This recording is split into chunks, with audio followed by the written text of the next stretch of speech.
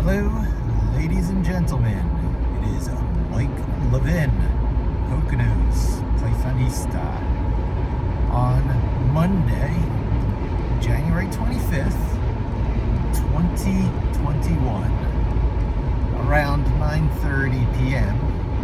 I'm on a nice long stretch here where 280 just goes out for like 40 miles into the mountains. Your ears pop. It's a wonderful stretch.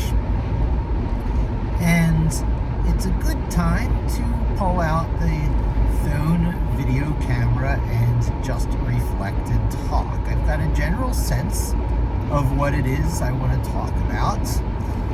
Continuity-wise, it is the topic of continuity. I'm talking a lot about idea capture, the occasional semi-publishing or publishing of ideas right at the capture phase, so that you use the Robert Cialdini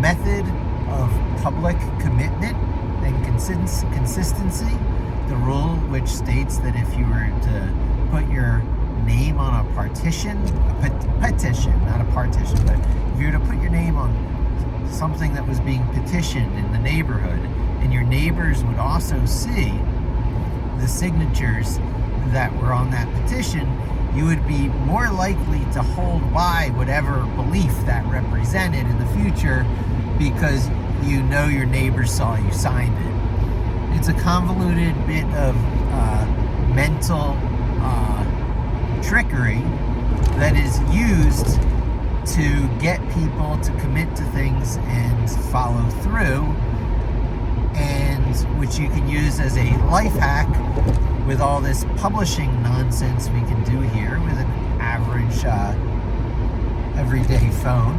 In fact, several years old. I'm back in that state where I will more highly entertain old and old school technology. My daughter, her phone, and the fact my daughter has a phone, well, yeah, it's modern age. It's good to have. Emergencies, keeping in touch. But she's on the last phone that was, I guess, somewhat designed by Steve Jobs, the 6 SE. It was the first phone, I believe, called the SE, and they dropped the 6, but it had all the modern 6 phones technology built into it. So it's still pretty good today. It runs most of the software she gets, but it is the tiny phone experience.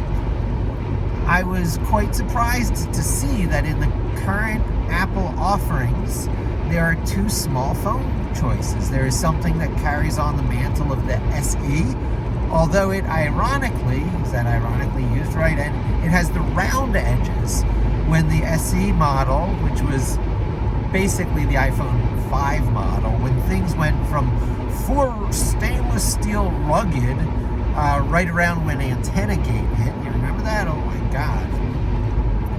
And the company that consistently pulls off miracles just pulled off consistent miracles and have elevated the state of tech to this point where, the other small model has the hard edges going around it that is more consistent with that iPhone 5 jewelry-like feel. But I guess they made that the 12 instead of the SE for pricing reasons, or to be consistent with the other phones in the 12 line, and they wanted to have a rounded phone out. Well, anyway, I'm inclined to actually go through one more Apple phone cycle to see what they're going to do with 13. Are they going to use the number 13, or are they going to pull some, new naming convention? And will they do something innovative, like a fold or a flip? So, wow, I do love me some Apple phones in my life, particularly the phones. I used to be an iPad person as well. My daughter and my wife, they love their iPads. It's one of their main media, and that's fine, but that larger screen experience in my life is being filled by Windows 10 quite nicely.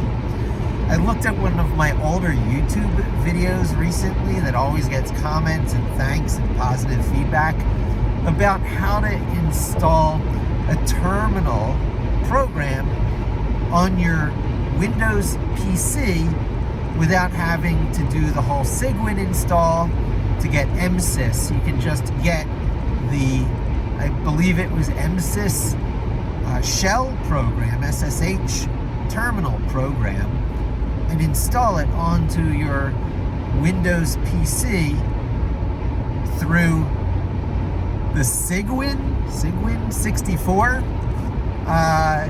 install package, which was a lightweight sort of alternative to putting Cygwin. Did I say that? Minwin. There's a minimum install that gives you everything that Cygwin would give you.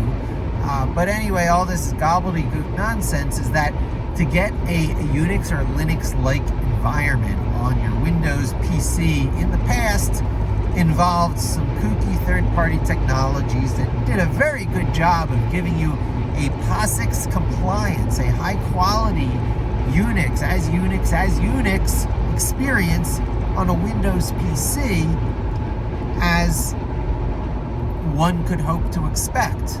However, since Microsoft has taken up the mantle of Linux and has aligned itself with the canonical, ironically enough, otherwise that would be proper use again, the canonical version of Linux, which is Ubuntu, which is actually derived from a very nifty version of Linux called Debian, which is under a non-profit organization with a company named In the Public Interest Software. So this is free and open source software, but it is software that it is in the public interest that Linux or something like Unix remains in the free and open source world in a way that is greatly impervious is a strong word, resistant to the profiteering interest of sponsoring companies. It's easy for a company to come along and sponsor something and say, oh, we're kind of the corporate stewards of this technology and it's free and open source and you can feel very free to use it, and we will not one day try and extract money out of you without you expecting it and being successful whether you like it or not. That is a thing. And major branches of technologies occur over differences in feelings and belief over that particular philosophical split. Should free and open source software be enforceable by some mandate, manifesto, statement of purpose, charter of an organization at the beginning? Can it be a foundation? Well, in fact, we see time and again, yes, it absolutely can be. And Debian, from which Ubuntu has arrived, which is currently under the Microsoft flag because they ship an Ubuntu Linux kernel with Windows now. So when you go to the Windows Store to buy Ubuntu, what you're really getting is all the windowy GNU command and front end stuff that runs on top of your concurrent, I don't even know the right word to use. They're certainly side by side, parallel Linux kernel. It's always there. At some point, Windows will go through its forced upgrade cycles and, end of life supports, and sooner or later, Linux becomes the only supported thing of Windows. There will be a Windows that is only supported the version that has Linux in it. And by that time, certainly, control over what happens at the initial boot phases when all the nifty virtualization tricks that control how you can utilize your multi-processor core hardware step in and, well, hypervise. The keyword that is used so much of late has been hypervisor, but I think that will take a backseat since that term is so heavily acquainted with the now out of sexy Intel CPU processor company. So Intel made a big hullabaloo about there being a hypervisor layer under which a pseudo-proto-meta operating system can step in and control resources at a privileged admin level before it becomes like one big computer with a super fast CPU, or, you know, lots of partitioned off separate computers like a virtual machine cluster with managed resources and memory protection, so one processor going down won't take down the cluster. It's really nifty stuff. A single machine is so much these days. But to take advantage of it can be rough. To force the user to think concurrent and true parallelism all the time is a serious decision. It adds a certain amount of heavyweightness and overhead to everything you do, as does the general method of object-oriented programming in my mind. You will find that one of the real key differences between Python and other languages, although it is not immediately apparent and it's something you come to over time, is how generalized functions or properties like the length of an object are handled. Object-oriented languages that enforce it, things like Ruby, that try and be pure object-oriented, will always make sure that any object that gets created in memory will always automatically have a .length property inside of it that you can check. So if you create an instance of an object, factory type, you know, it's all this stuff you don't even have to think about really. And you get the benefits of object-oriented programming all the time without thinking about it, because the API, the program interface, the interface to the application is tweaked just a little bit so that stuff you're writing down, the arrangement of your text in that text file, does not inflict the pain of classes and methods and prototype objects and all this stuff you have to be aware of and literally as luggage to carry around in your language. And it makes everything feel heavyweight, because every time you create an instance of an object, it's got to have this list of consistent properties that are created in it, such as .length, so that you can have a consistent API across the entire language experience. Whereas, versus Python, who says, yeah, it'll just be a len function. We don't even want to use the whole word length because that's too much to type. You'll just know to use len, open parenthesis, the object name, close parenthesis, and if it has a length property, it returns it. If it's an iterable object, you can maybe step through and get the count real fast. There's a bunch of ways you could handle it, but it's really up to the len object where you can put all that abstract object length getting. And it's so much easier for the user because, you know, everything will have a length automatically without having to load the object with a length property, or having to have the object have the responsibility for figuring it out every time.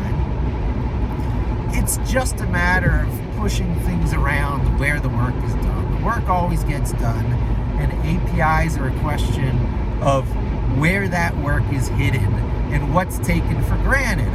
What's taken for granted? That's where systems come in. I mentioned the Ruby programming language, which is a nifty, pure object-oriented language from Japan that is one of the honorary P's in the LAMP platform. Linux, the LAMP platform. Linux, Apache, MySQL, and PHP, Perl, Python, or Ruby. Ruby also counts because the Rails application, framework application, made Ruby so popular because it took a lot of stuff for granted when throwing down some tables in a database system. Ruby on Rails could look at it and go, oh, you mean this web application. Here's a web app. And then you can start overriding its default behaviors. And it was thought of as a joyful framework. And a wonderful article was written by the people who created it as an abstraction from an already commercial product. And it became very popular.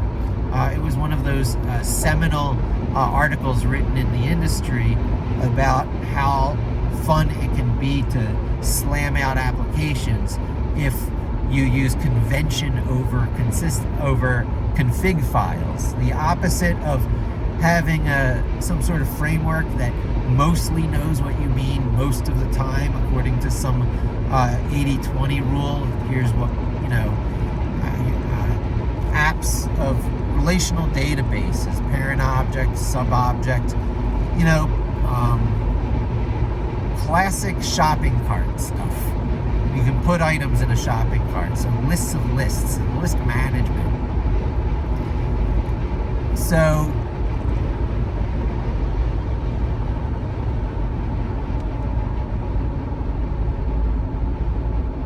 there's a lot of ways to manage lists and manage your thoughts. And it often comes down to managing your thoughts and to breaking things into lists and then to create objects. If your list is just a 2-item list and they're all linked together, you got a linked list.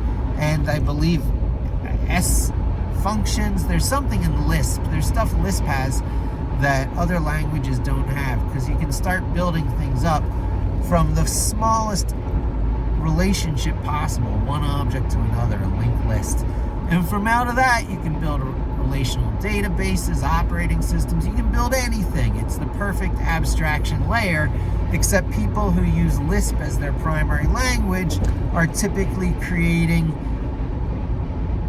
highly specialized, domain-specific sub-languages. So Lisp is a language that's great at making other languages, including some of the popular versions of a usable language, because you can't build everything up from scratch. So there's Common Lisp, and there's Clojure, and there's a few other things that are dialects of Lisp, where you see a lot of parentheses. Instead of curly brackets, parentheses are for the linked lists and for a certain type of S function. So Lisp is full of parentheses. The curly brackets are for C, and they had a very specific meaning for the compiler back in ye olde day, and not so important anymore. And things are a bit more forgiving, and where the placement of things no longer matters, because so long as your curly bracket nesting is correct, it can be one long line, as comp sci professors often liked to demonstrate. Can't do that demonstration with Python. Things have indents, line indents, white space has meaning. Drives tons of people crazy and drives people away from the language sometimes at the beginning. But over time, the wisdom of it sets in, and it's a pattern that Python enjoys that just makes things so right so many of the times. It satisfies the center of the average distribution curve of what people desire in a programming language so well. So many times there's been attempts to make Python into the hardware's operating system. Yeah, it boots up into Python. Why not? The way old Commodore 64s used to just boot it up into BASIC. There was strong reason to make a machine boot up into a good general purpose programming language, because now you can start using the darn thing. The Raspberry Pi, the thing that really ushered a whole new generation of Internet of Things and science and engineering, because now you can suddenly use a whole computer, a normal computer that people could understand as a component in a project for $35. Raspberry Pi, the Pi part of Raspberry Pi was for Python, because the creators of that also Foundation, by the way. You'll find in tech things that are created with foundations and charters and, belief systems at the beginning, like the Debian organization, are good for you, as long as they don't become infected and cancer is allowed to grow. So a big question is whether that's happening with Python now or not. I'll already, jump to the end. Not.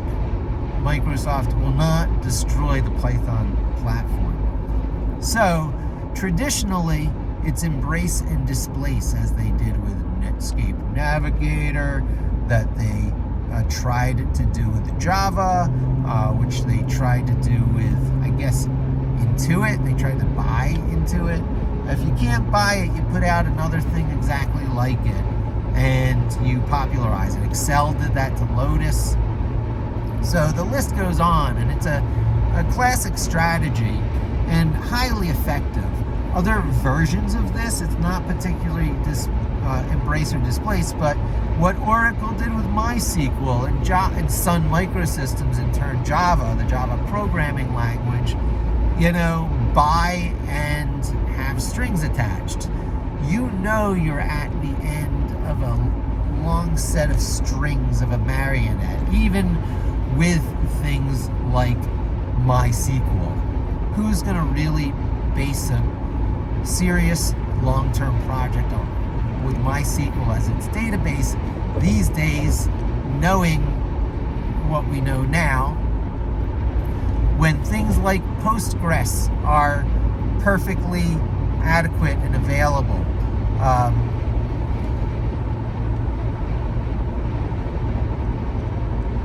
Redis, not Reddit. Okay, there's Reddit, which is a popular online thing, also written in Python. I don't know what their database backend is, but for row and column databases, there is Redis. I think that might be a key value pair. Oh, but speaking of key value, once upon a time there was Berkeley DB. We know it as the small DBM program built into most Unix and Linux systems, a little key value pair database engine that can be used and tapped into for various things. I think it might even back end the Shelve API in Python when you use the Pickle API to make things persistent on the hard drive, and Shelve is used. That might actually be using this or something like it. But the idea is that persistence is tricky and not easily achieved. And you can write things directly to the file system as text files and step through the lines in a text file. And that's a perfectly legit way to go. You can go a step further and treat it as a CSV, a comma-separated value thing, and have yourself a little database where each file is a separate row and column database, like a tab in a spreadsheet. CSV files are wonderfully intermediate file formats. Ye old JSON. Everyone's like, oh, these nested objects of JSON can hold any data structure, and you can send data between systems, and they can have full records or fractions of objects or anything you want, really, and you can filter against them. And, the CSV people are like, oh, well, if it's tabular data, couldn't you just use a CSV? They're like, yeah, well, I guess. And so CSVs continue to be immensely popular in tools like the Pandas package for Python. Now, the Pandas package for Python is like having Excel in memory in Python. So you have your rows and columns, and you can do all this matrix-like stuff. Processing matrices. That's what rows and columns of spreadsheets are. It's just processing matrices. And there's a style of creating formulas embedded that was popularized, I guess, by Lotus, stolen by Excel, and then later stolen by Google Sheets. And everyone loves to embed these invisible codes in this otherwise beautiful tabular row and column spreadsheet. So now a spreadsheet has all this extra dimensional metadata hanging off of it. Sometimes that has program flow logic implications, like configuration files for how processes are going to get carried out that run from VBA or AppScript or some other programming language that can interact with your row and column data, because it should have one, right? So if you're an Excel or Google Sheets person and you're looking to take that next step, oh my God, Pandas, it is everything you're looking for. And you get it as part of the, again, drum roll please, like I say in every video now, the Anaconda install. As half gigabyte-y as it is, as probably 500 megabytes footprint on your machine, why did I do this big that it is everything the budding data scientist needs to carry out their data research, and I might add visualization and otherwise application building in a single place, so that you don't have to go figuring out how to get every dependency of 99% of the things people do out there. It installs NumPy, it installs scikit-learn, it installs this other weird stuff like Orange, which takes care of the application building stuff. If you want stuff to have like a built-in interface that just people can load a program and use and interact with the data with sliders and stuff, it's giving you that, I do believe. Now, I haven't ventured into that because I don't like platform-dependent brittleness. And I was in the line for the first iPhones being sold. Yet, I did not become an iPhone or an iOS developer because Objective-C. Later, they know they don't have a certain breed of potentially mobile developers because Objective-C, it's all the things I object to. It's objectionable C. Sending messages to each other on top of object-oriented. So, no. So I understand it's great for building user interfaces and stuff.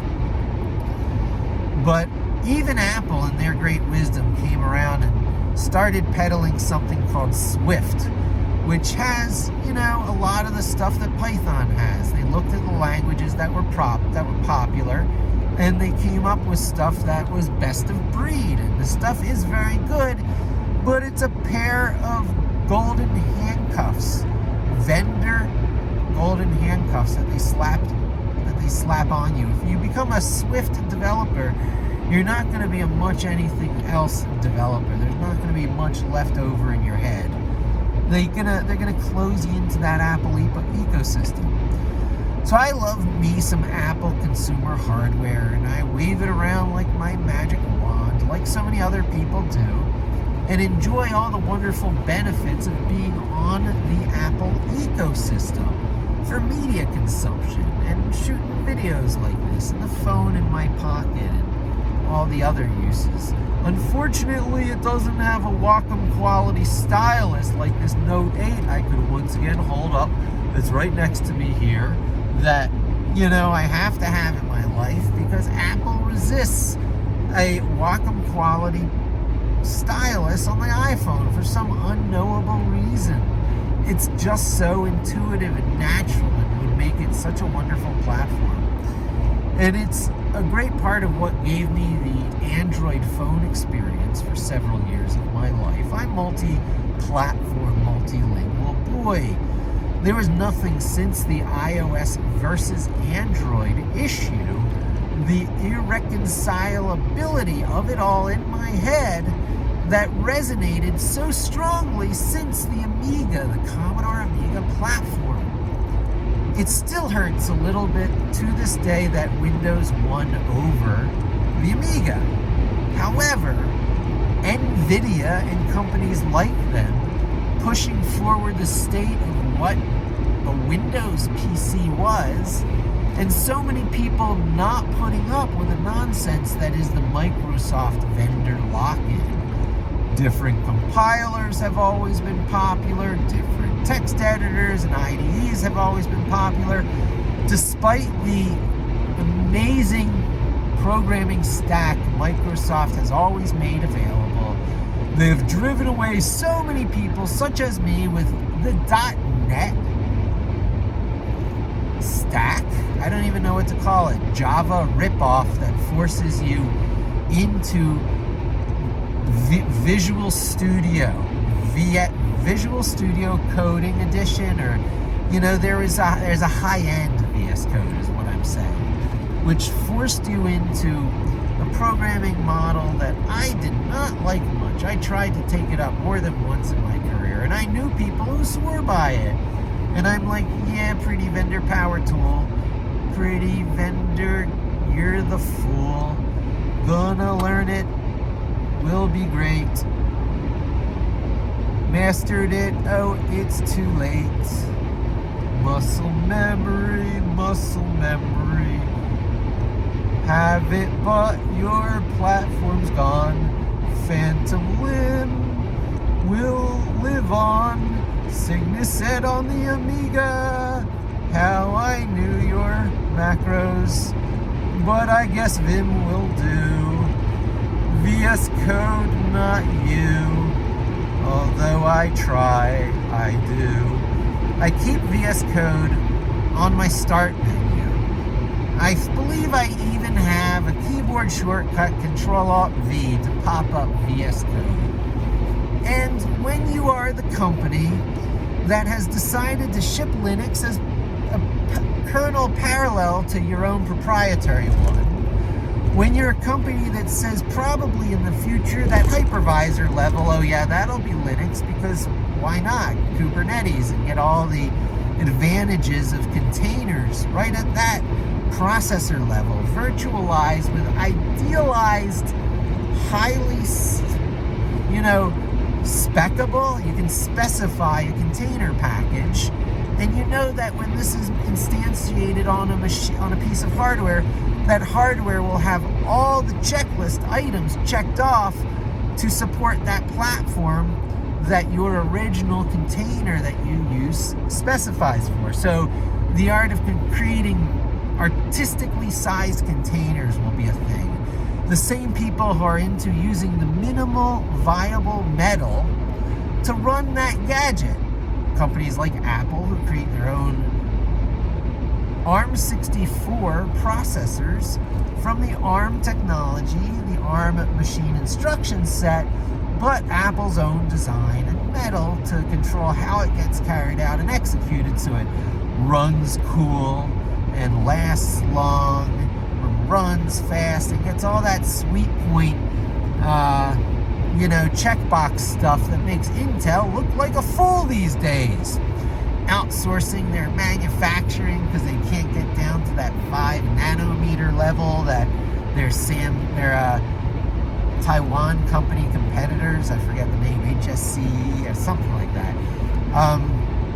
So other people are better at overcoming quantum tunneling effects when they're building those tiny things and having it all work right, even though things get really wacky at that level, and carving out all the nonsense that violates the 80-20 rule and only leaving that metal that satisfies the 80-20 rule, the things that most people want to do most of the time, ensuring that low power consumption sleep states can be entered into quickly, that if not true universal memory, which means RAM in your computer that doesn't lose state when you turn off power, yes, such a thing is doable and true, it's just we're not at those thresholds yet. We'll get there, but until we get there, something that simulates that very well with hibernation sleep modes that rule will always be around, blurring the line between what happens when you boot up your system, which is a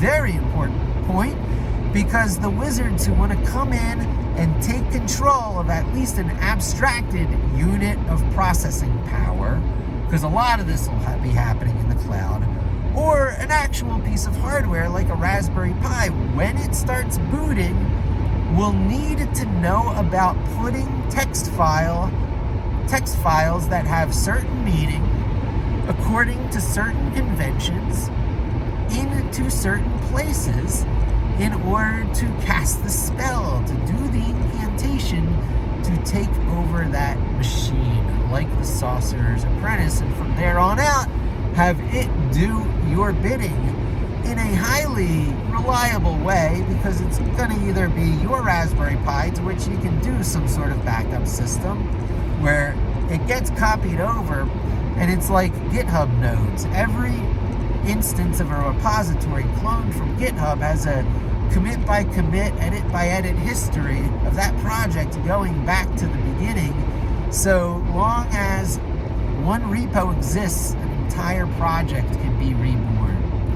And so is it with the spells that cast instances of hardware running applications. That could be web servers, it could be scheduled events, that so long as it has the following checklist of properties, it's gonna do what you want. This is how you get obsolescence resistance. This is how you obsolescence proof your know-how.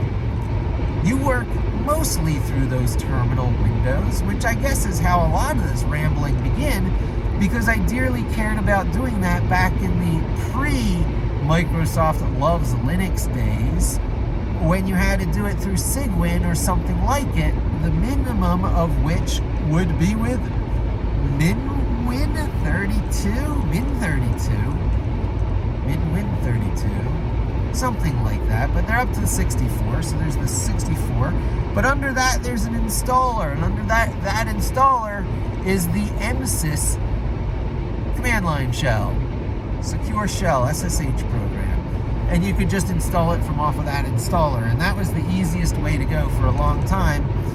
Along comes Microsoft loving Linux and Ubuntu and the easy WSL, Windows Subsystem for Linux. Now with extra virtualization, WSL2, that takes advantage of all that hypervisor level stuff and can really partition your resources well, including giving you a virtual LAN through which you cannot reuse the tunneling of your Windows parent software that gives you VPN. Oh, headache. It wasn't until recently, when I needed to recuperate that 8 gigabytes or whatever it was, that I deleted my WSL1 instance to reclaim all that wonderful SSD hard drive space, and just resigned myself to never SSHing out from a WSL2 terminal again. So wait, why in the world would you do it? You lose SSH ability? Well, yeah, if you want to use tunneling software, you can't do that without having the tunneling software on the Linux side, which can be a pain in the butt without a desktop, and even if you can manage to get yourself, say, an Ubuntu desktop, still ain't that easy and has scotches. So what do? All terminals are pretty much equal. You use the SSH program that's built into the Windows command line, what you get when you get a COM window or a command window, or if you prefer PowerShell, so you open PowerShell or CMD and you type SSH, enter, and it'll start prompting you to connect to your remote server. If you know the full SSH command, you type that and it'll just connect to your remote server. So because I can so readily use SSH through PowerShell or CMD, I don't care that using VPN software or recycling the network hardware on the parent Windows machine to the WSL subsystem doesn't work. Anyone even follow that? Does anyone even hear?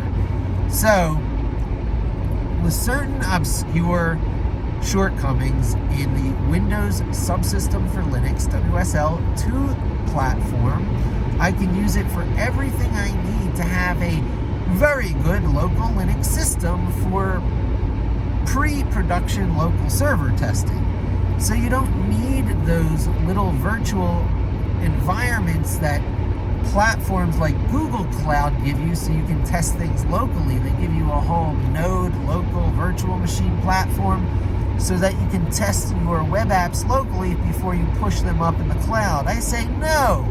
make your local instance as valid as any instance and on just stuff you can cobble together and use.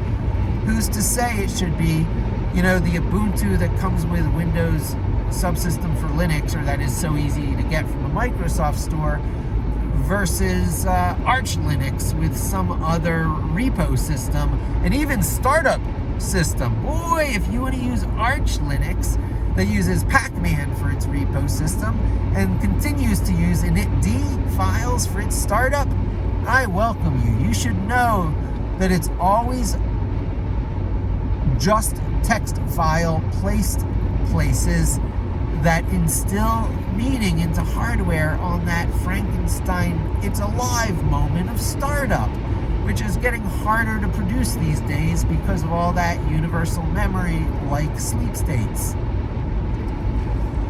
So what used to happen is the initd system, at least under Linux, Unix had its own version of this, but it's startup scripts.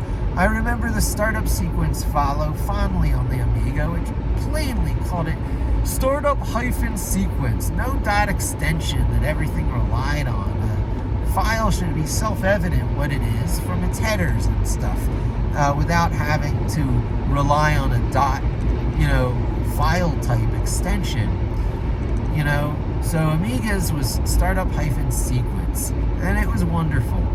And Amigas didn't even need to use the startup shell, as in the early days of Windows, when there was a DOS that handed over control to Windows. You could stop it in the middle and keep it as DOS. The company I worked for, Scala, actually did that because their DOS version was better than their Windows version for the longest time. And then even on Windows, you had all this proprietary moving target ActiveX components, less stable than if it was just DOS, fewer moving parts.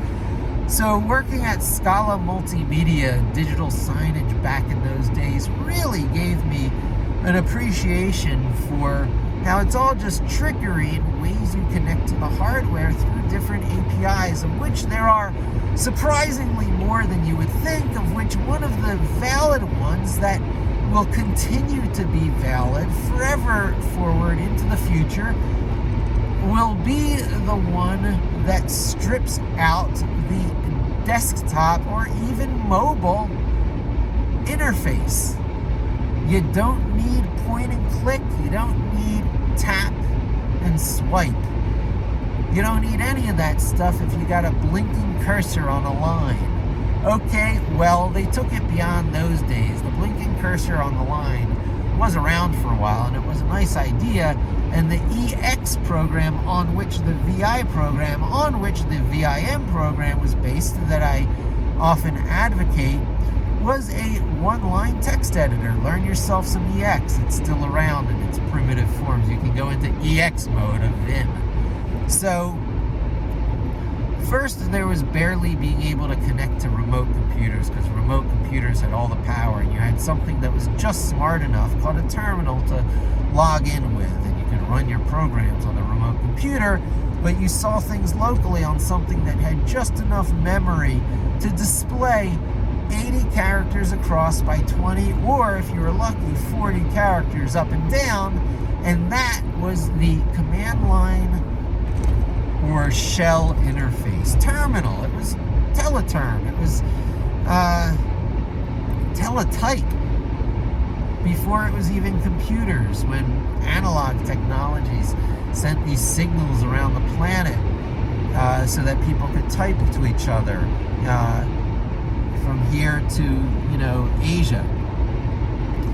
And teletype became teleterm because they were terminals, and there were emulators for those terminals, VT100 emulators, and then that seemed like a lot of nonsense, and so it became generically teleterm, and I believe just the term program was built into Windows and a bunch of platforms for a while, but term used no security on its connection, so it became a security risk and went out of style, and it was replaced by generic shell programs, or secure shell, SSH, of which the Bash program was always the most popular. There were others. It was based on ASH, but then there was the Berkeley version of it. And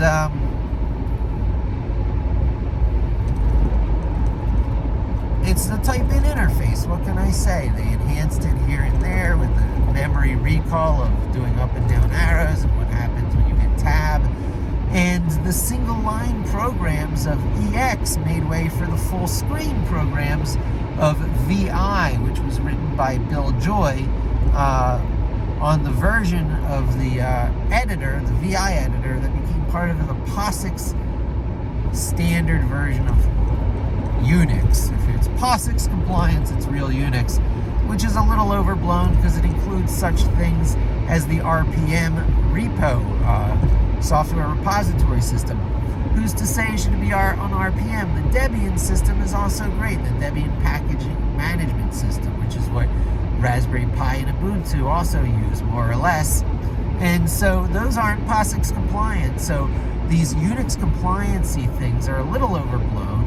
What you're really looking is for GNU Linux command compliance, which, you know, most everything is, honestly, these days. And you can get that in a 500K, yes, and not even 1 megabyte, but a 500K footprint in a version of Linux called BusyBox Linux, which has everything you need to run Linux compiled into like a 500 megabyte, a 500K, not megabyte, a 500K, half a megabyte executable, still fit on a floppy disk. So I used to be really into that. It is BusyBox Linux, on which my Levinix version of Linux, hey, you have your own Linux? Yeah, it's called Levinix. Go Google it. You can download it. You can run Linux on your desktop because Tiny Core Linux, which is based on BusyBox Linux, which is based on the GNU compatible command set, including a bunch of little things thrown in, and whatever you don't have, you can use its own little repo system, TCL, Tiny Core Linux repo system, to get and build yourself these little web servers that have these specialized uses. And it takes such a small footprint, I run it on the most popular binary executables for the QEMU x86 or Windows PC emulators out there. So there are these golden moments when QEMU is compiled for the highest security and compatibility for all these virtual machine hardware platforms it knew about out there, and it had just the right number of dependencies, so you knew if you included these certain files with it, QEMU would run. Consequently, you could get a Tiny Core Linux instance, a BusyBox Linux, running off of a single floppy disk if you wanted to. I didn't. I did it in a 20 megabyte download because you do need a little bit more than just the kernel to get the hardware booted. So plus the whole GNU command set and a couple of things to give yourself a web server, and even, no, it's before the Vim install. To give you a web server, I think it inflates to about 60 megabytes. It might be 60 megabytes total. And then I give options to install Vim, because the story goes, even though VI and the POSIX compliance is a bit overblown, VI has become part of the P in the pool of tech. It's everywhere. It's on everything. And if it's not, it's really easy to get. So you can at least get the original or the junior or the Bill Joy version or the POSIX version of VI on almost any piece of Unix or Linux type hardware you have. Your phone, you can get it running on your phone easily. Then there's VIM, Vim Improved, VI Improved. That comes from, I forget his name, but I believe he's a Dutch programmer, a Finn programmer, if I get that right. I hope I get that right. From the Amiga community, and it was first released on a Fred Fish disk in something like 1994 or 92, I don't know, somewhere thereabouts. But I was there for that. I'm sure I have the original Fred Fish disk on which the original Vim program was distributed. So I could have been into this before there was even a World Wide Web, at least the Linux and Vim part of it. Probably not Git, because the Git story develops a wee little bit later. But of the 4 things that I advocate as the old school tools in your back pocket, those are Linux, which you now know is the black boxed version of Unix. Python, which you now know is the highly free and open source. It's not just free and open source, it's got a foundation behind it. It's got a benevolent dictator that has stepped down, and it's got a community to which it was no big deal. I mean, it caused a lot of angst and grief, but the Walrus operator ultimately pulled apart the original dictatorship. You know, the wall was torn down, or whatever. I guess 2018 is a couple of years now, and Guido went into retirement. But he has been lured out of retirement. The creator of Python has gone to work for Microsoft. Microsoft has very much gone out of its way to make sure that VS Code now, the new one, the free and open source one, with the exception of certain proprietary binaries, is everyone's darling text editor. Control the text editor, control the whole experience.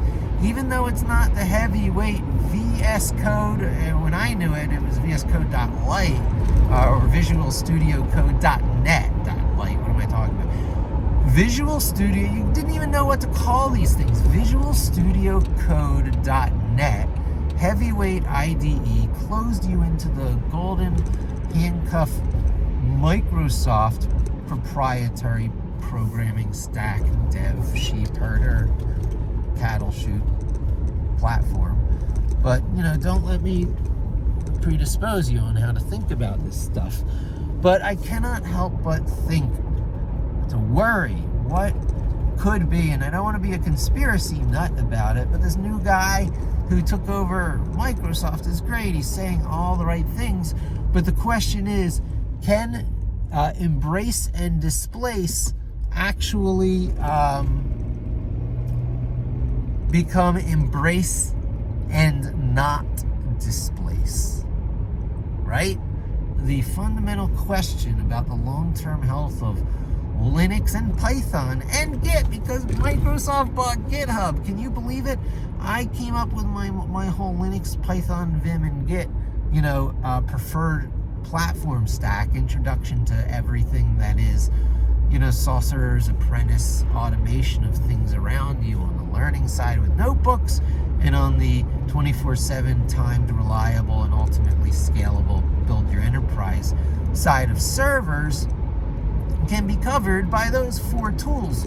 Now, while there are wonderful other power tools and alternative languages with their own particular strengths and platform nuances that are so wonderful you can't walk away from, keep those 4 things in your pocket, and particular subsets of those 4 things, because Linux covers a lot. But by now you know I'm talking about stepping in and taking control of things at usually the System D level on most System D versions of Linux, which is most these days. But if you were to do it on Arch or Tiny Core Linux, you should know how to do that too, because you're just changing text in text files. That's all this stuff is, and stuff that has been pre-compiled and put in privileged locations in memory on that hardware knows how to start booting from that special location, privileged, secure code, and hand over control to the next thing and the next thing and the next thing along the chain. Well, you can take control right at that low level of next thing at a reasonable level to turn it into a very stable platform. And that is creating config files for System D. They chose a protocol, they chose conventions. So, it's config files. It's config files. There's no conventional behavior that tries to spring to life beyond its, example files that are set up there to give you some pretty good ideas of how to make new daemons. You copy and paste those things with elevated system permission, and stop and start your services, and set at what timing it checks to make sure it's running. You set how persistently it should respond. So if your code has a syntax error in it, it's very easy to make something quit out, restart, and you control that duration, that cycle over which it's going to restart. And you also control how frequently the system peeks in to check whether that process is still running. And if it's not still running, to go ahead and restart it. So you got a couple of duration concepts, some duty cycle concepts to wrap your mind around. But right there, you can start turning control over to the language of your choice. So even though you got to know enough old school Linux bash shells, Unix script, to step in and take control of these config files, you don't need to know much. And then you're in your favorite language. And then your favorite language is going to have a way to run Linux commands on the command line. They all do. And so that is your interoperable language level now. You just call things from things. You choose your one favorite language to rule them all. Many people will choose JavaScript these days. I think they're making a mistake. I think JavaScript happened by accident as an embedded language in a browser because, hey, had to do something. Netscape, things are competitive, we're innovating, let's get this done fast. And it's got some nice innovations in it, and there used to be a programming book called JavaScript, The Good Parts, but that started becoming consistently less necessary as the state of JavaScript was pushed forward based on the state of EMCA, whatever it is, the European Standard Organization's version of what JavaScript is, got pushed forward, heavily lobbied by the interested players such as Microsoft who are in the game. So it became something that was capable of running enterprise quality applications in the web browser. A lot of, continued company existence at stake. Google already ruled over the Android platform, and they used Java, an IBM version of Java, to not have the Sun and eventually Oracle dependency. But then there's lawsuits, the great lawsuits over Java these days. So it's an intellectual property encumbered language, Java, along with a terrible syntax inherited from C for compilers. You don't really need anymore, as Python shows us. And then you got JavaScript, which is borrowing syntax from that. Java's popular. Let's call it JavaScript. Embedded language has some interesting meta concepts thrown in, and to achieve the Ajax dream, the first thing that was done is this callback system. After callbacks, they do promises. After promises, they do async await. And they introduce arrow functions. And, semicolons become optional. And if it's a one-line command, you don't need the curly brackets. And indents will now have meaning. And there's all these meta rules that you have to keep in mind in JavaScript over the history and evolution of the language and how scope changes. And, under Python, here's a couple simple rules. Here's how it works. And everything else just flows after that. The concept that it just fits in your head, there's a bunch of languages that make that claim. Ruby is another one, and I do like the object-oriented pureness. If I were an object-oriented purist, I might have stayed on Ruby, except it didn't have all the libraries and third-party packages made available for it, like Python does with a vengeance. It seems like every niche community of scientists and financial people have jumped on the bandwagon. And back to the Anaconda thing, so many people have jumped on the bandwagon that there's this average distribution curve of what most people use most of the time in terms of packages, and that's what the once Continuum.io, but now Anaconda company, have rounded up into this 500 megabyte. So if BusyBox is 500K, half a megabyte, Anaconda is its bizarro cousin because it's fulfilling a very similar need. Oh my goodness. I made Levinix once upon a time so that this QEMU could come up, so your software could run on the desktop of a Mac, a Windows machine, or some other Linux desktop like Unity, like GNOME or something, or KDE. I tested it on every major platform. So you wrote some Python code, and through Linux, that could run in a tiny QEMU virtual machine on the desktop of your Windows, Mac, or other Linux desktop, right? That was a big accomplishment. If I were a real hardcore programmer, I would have pushed the state of Linux forward, but I didn't have to, because it was done so much better than I could ever have dreamed to do by a whole group of people who built up project on project. There was Ipython, which provided the read, eval, print loop, the really cool, learner-friendly way to learn Python, but it was only through a terminal or one of those command line shells, an interactive interface. There's a lot of names for these things.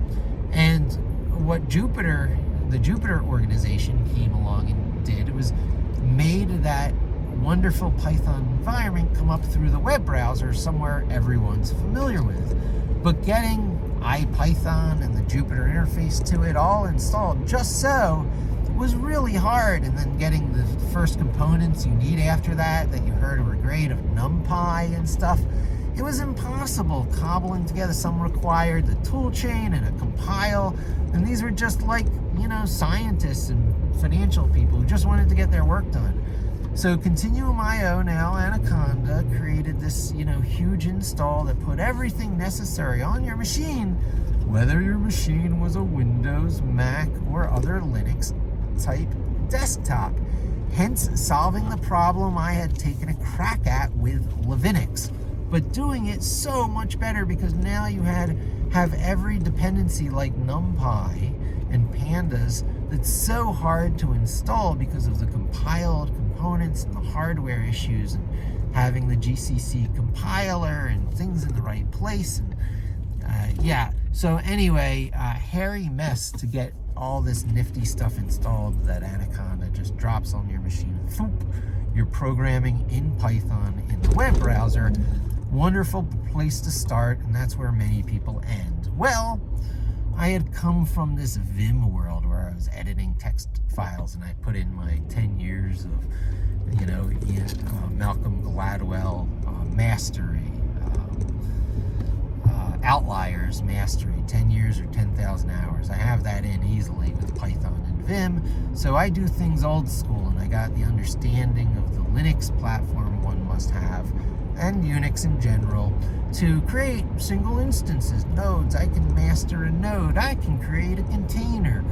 My future is surely in creating some nifty little containers that do things, but I'm a meta-tool person. I would love to have been Linus Torvalds, who made Linux, or Guido van Rossum, who made Python, but my aspirations, I'm 50 years old already. I think I'll probably do something like Kubernetes packages that wrap together some cool stuff to do things in a cool way, and to teach people how to do it, how this is the IT1 lingua franca of tech. Get used to it. There will be abstract packages of computing capability that's very checkbox specification oriented, right down to the custom graphics card, because stuff like the graphics capabilities of the Raspberry Pi are committed. The last binary bits that were proprietary that plagued the Raspberry Pi project have been put back into the true free and open source, unencumbered by, proprietary bits arena. And that's a great thing to look at. VS Code should do the same thing with the still proprietary bits inside of there. It's the tripping up point on why video playback is not smooth on many free and open source media player packages, because the MPEG decoders are intellectual property encumbered, so they can't just be part of an easy replicated, scale it out install. So, gear your stuff, especially things that you're going to develop and invest all your muscle memory into obsolescence-proof stuff. It'll come up through packages. There will always be interfaces to it. Learn your favorite keyboards, that layouts, clickiness, high or low profile, whether you like the mechanical keyboards or the Apple style that's so popular these days, or those super flat Apple ones, or what I like, it's on the Microsoft profile style Surface Books. And I like the Surface Book profile design. It's very nice, but they're a bit expensive, and I'll probably go with something really much cheaper on my next go-around and take advantage of this miraculous miracle-like hardware. But as proprietary as something like Windows 10 is, I will, punch holes through it to the, place where my muscle memory springs into magical full force. I can do that on a Windows platform, I can do that on other Linux type platforms, and I can do it on graphics-less Linux and Unix platforms. I can connect to them. I do not need a windowing interface to be effective, and there is great power in that because that's all overhead. If you rely on the windowing interface to have any power, then you rely on things that are easily corralled into proprietary bits that will always trap you into ecosystems and spending money that you don't want to spend on platforms you don't want to be tied to. So anyway, that's a good place to wrap this up. Muscle memory, obsolescence proofing, rah, rah, rah. Thanks for joining me. Hope to talk to you again soon. And don't forget to subscribe.